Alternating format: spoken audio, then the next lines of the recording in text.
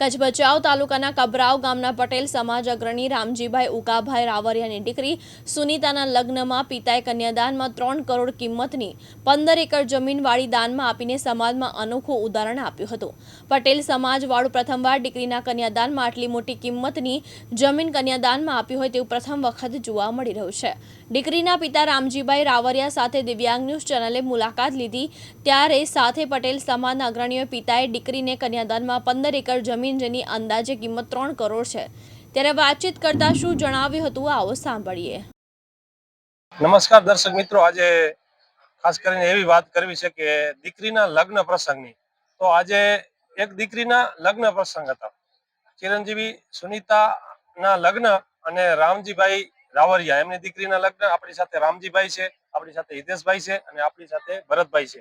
પટેલ પરિવાર, રાવરિયા પરિવાર દ્વારા આ લગ્ન જે એમને પહેલ કરી છે, એક જે ખાસ કરીને વાડી આપી છે, વાડી દાનમાં, તો એ વિશે પણ એક નવી પહેલ કહેવાય. સમાજમાં દીકરીઓને દાન આપતા હોય પણ એક વાડી આપીને એક નવી પહેલ કરી છે. એના વિશે આજે આપણી સાથે હિતેશભાઈ છે. હિતેશભાઈને પૂછું કે ભાઈ આ લગ્નમાં આપ અન્ય સમાજને લઈને આ શું વાત કરવા માંગુ છો? સમજો તો હિતેશભાઈ, ખાસ કરીને આજે દીકરીના લગ્ન હતા. કયા પરિવાર દ્વારા લગ્ન હતા, કોના લગ્ન હતા, સમગ્ર અમારા દર્શક મિત્રોને કહે છે. ઓકે.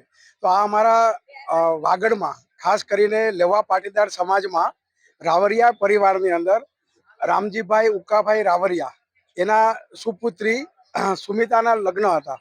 અને આ એક આખા સમાજની અંદર દુધઈથી લઈ અને આપણું ગામ કયું વિત્રાળા સુધીના ગામની અંદર પહેલો એવો દાખલો છે કે દીકરીનું કન્યાદાન તો કરતા હોય પણ કન્યાદાનની સાથે સાથે એક આ પહેલ કરી કે 15 એકર જમીન પણ કન્યાદાનની સાથે સાથે દીકરીને દાનમાં દીધી.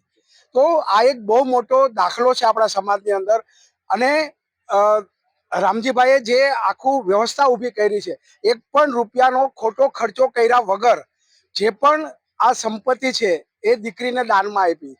આપણે અત્યારે જોઈએ છીએ કે બહાર ધુમાડા થાય છે, ખોટા બેન્ડ વાજા દેખાડા કરવાના, ખોટા શણગાર કરવાના, આ બધાને છોડીને સાદાઈથી વ્યવસ્થિત રીતે લગ્ન કરી અને એની ઉપર 15 એકર જેવી જમીન દીકરીને દાનમાં આપી. તો ખરેખર આપણા સમાજ માટે એક ધડો લેવા જેવી, એક સમજવા જેવી, અને સમાજે આગળ આનો ઉપયોગ કરી અને આ જે પદ્ધતિ અને જે રીતના વાત રજૂ કરેલી છે અને રામજીભાઈએ જે દાખલો બેસાડ્યો છે એ આપણે ભવિષ્યમાં બીજા લોકો આનું અનુકરણ કરે અને આ રીતના આપણી દીકરીને બીજું બધું તો ઘણું બધું દેતા હોય કરિયાવરમાં, પણ એક સાચી મૂડી કહેવાય આવી એક ધરતી માતા એ જે દાનમાં આપવાની વાત છે ખરેખર બહુ ઉમદા કાર્ય છે.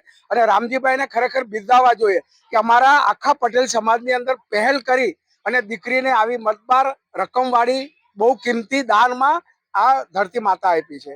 ખાસ કરીને જે જમીન આપી એ પણ વાડી છે, એમ ચાલુ વાડી છે.